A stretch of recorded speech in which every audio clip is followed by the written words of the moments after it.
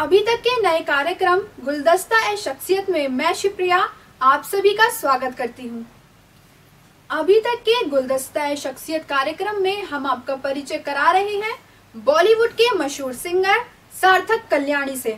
मर जाऊं या जी लूं जरा, back and save the world, bless all the future of every boy and girl. छोड़ आए हम वो गलियां, तू ही मेरा दिलबर, तू ही मेरा रब है साईं। नमस्कार। तो सार्थक जी, आप हमें बताइए कि आप कहाँ के रहने वाले हैं? मैं मध्य प्रदेश, जो कि हमारे भारत का दिल है, उसके दिल इंदौर से बिलोंग करता हूँ। आपने कब से सिंगिंग करना स्टार्ट किया? तो जैसा कि मेरे मम्मी पापा बताते हैं कि जब मैं बहुत छोटा था, करीब 5 साल का, तब से मैंने गाने की स्टार्टिंग करी है। और करीब 8 साल कुछ की उम्र में मैंने संगीत महाविद्यालय ज्वाइन किया है, जो कि इंदौर में गवर्नमेंट इंस्टीट्यूशन है, जहाँ पे मुझे अपने गुरु पंडित सुनील मसूरकर जी मिले, जिनसे मैं अभी भी सीखता हूँ। तो सार्थक जी, हमारे दर्शक जानना चाहेंगे कि आपकी फैमिली में और कौन कौन है? मेरे फैमिली में 4 लोग हैं, मैं, मेरा छोटा भाई और मम्मी पापा। सर, आप Oscar award winner AR Rahman ji के द्वारा बनाए गए यूट्यूब चैनल के आप फाइनलिस्ट रहे, तब आपको कैसा लगा? तो अराइव्ड जो था एक यूट्यूब सीरीज़ थी, जैसे नेटफ्लिक्स सीरीज़ होती है वैसे ये यूट्यूब ओरिजिनल था फर्स्ट इंडिया का। तो इस सीरीज़ में मतलब इसका नाम AR आइव्ड था बेसिकली, मतलब AR मतलब सर का नाम, रहमान सर का नाम, और मतलब उनके नाम से शो बना था और वो इस शो के जज थे। तो इस शो में मैं कुछ टॉप 4 तक में पहुंचा था और उसके बाद मुझे सर ने चेन्नई में स्कॉलरशिप दी और मैं अभी कुछ 1 साल से चेन्नई में ही हूँ और वहीं पे पढ़ रहा हूँ।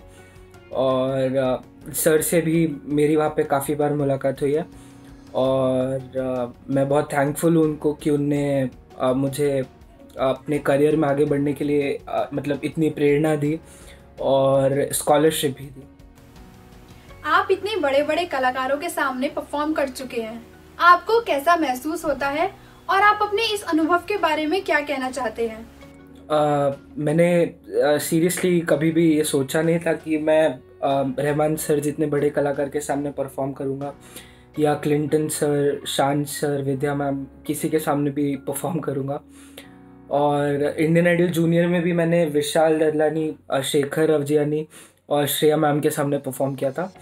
And it's seriously a very big thing for me and I cannot be more thankful than this, because इतने बड़े बड़े कलाकार जिनको मतलब मैं सुन के बड़ा हुआ, उनके सामने परफॉर्म करना is like a dream come true for me.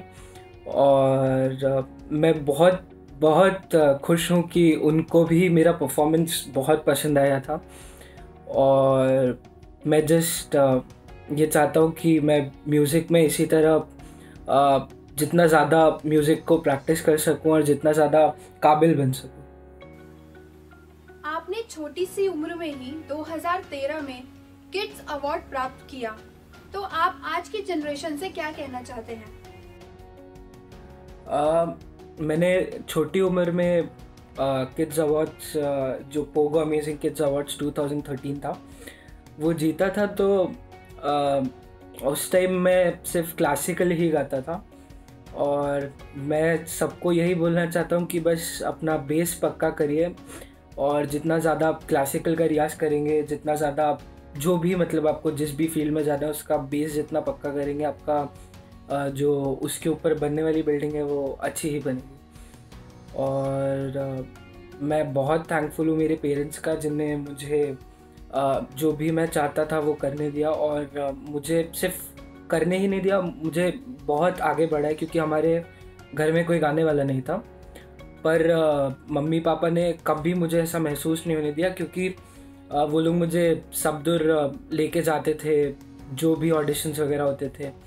और संगीत महाविद्यालय भी जब मम्मी मुझे लेके जाती थी तब मम्मी शायद कुछ प्रेग्नेंट थी, मतलब उस टाइम मम्मी, तो मुझे उस कंडीशन में मम्मी सिखाने ले जाती थी अपने गुरु के यहाँ। तो it's a very big thing for me and मैं बस सबके पेरेंट्स को कहना चाहता हूँ कि जितना ज़्यादा मतलब आप सिखा सके अपने बच्चे को जिस भी फील्ड में उनको चाहते। सर, आपके आइडल कौन है और इतनी छोटी सी उम्र में आपको सिंगिंग करने की इच्छा कैसे जागृत हुई?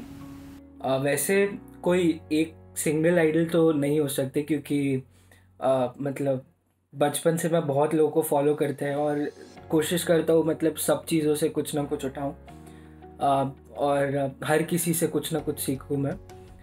पर फिर भी अगर ऐसे कहा जाए तो मेरे आइडल शंकर सर हैं, शंकर महादेवन सर, और AR रहमान सर हैं।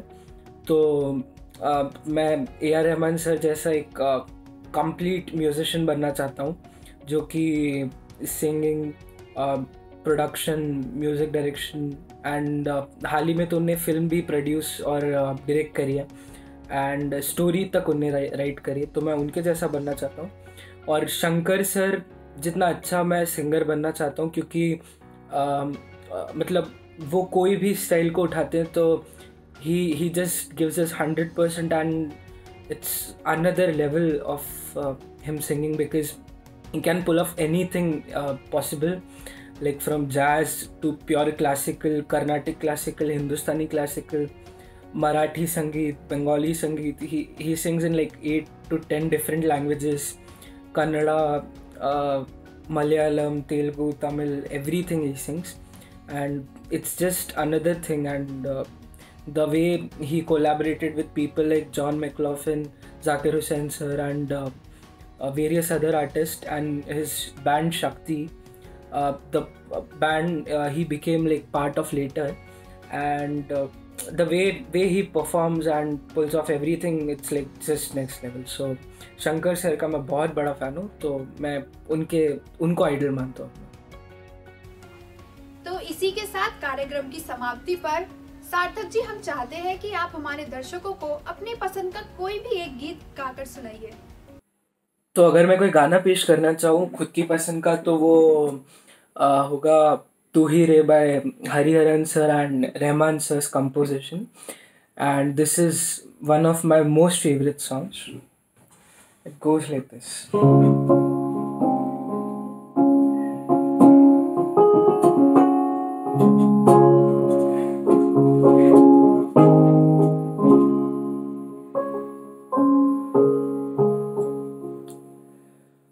तू ही रे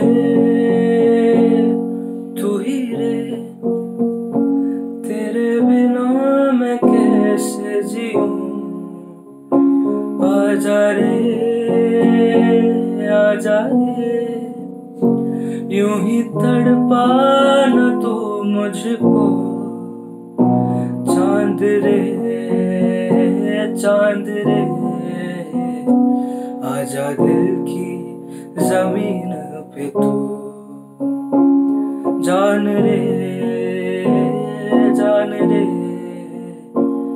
इन सांसों में बस जा तू, चाहते हैं अगर आके मुझसे मिल जा तू, या फिर ऐसा कर धरती से मिला दे मुझको,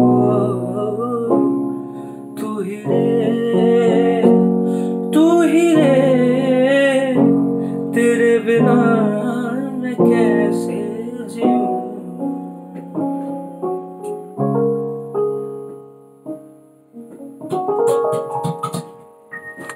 Thank you.